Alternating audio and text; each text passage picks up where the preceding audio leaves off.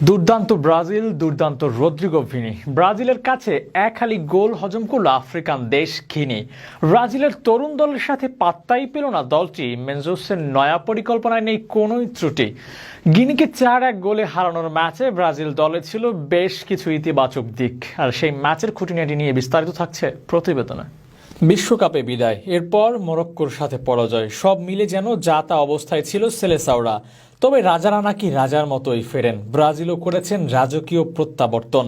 African দেশ গিনিকে উড়িয়ে দিয়েছেন 4-1 গোলে। রেমন মেনজোসের বিতর্কিত টিম সিলেকশন হলেও বেশ ভালো আনন্দের সঞ্চার পেয়েছে ব্রাজিল ভক্তরা।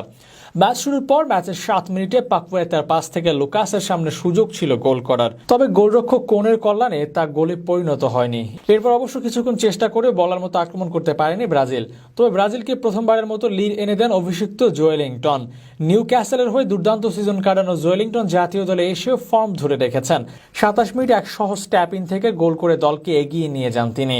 এরপর ব্যবধান বাড়াতে সময় লাগেনি। 30 মিনিটে স্কোর শিটে নাম তুলেন মাদ্রিদ উইঙ্গার রদ্রিগো। দিয়াবাকি থেকে বল কেড়ে নিয়ে দারুণ এক রানিং নিখুঁত আড়াআড়ি শট করেন দারুণ এক গোল।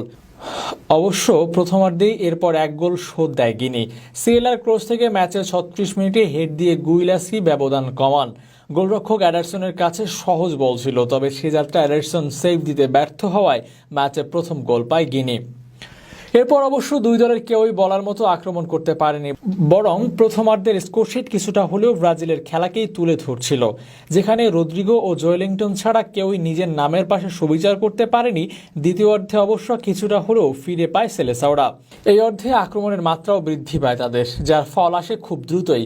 ম্যাচের 47 মিনিটে পাকুয়েতার দারুণ এক বাড়িয়ে দেওয়া ক্রস থেকে হেড দিয়ে গোল করেন অ্যাডার মিলিতাওয়ের গোলে 3-1 লিড পায় ব্রাজিল। এরপর 58 মিনিটে সুযোগ আসে রিচার্লিসনের সামনে, তবে পুরো ম্যাচে তার ব্যর্থতার প্রতিচ্ছবি রাখেন এখানেও।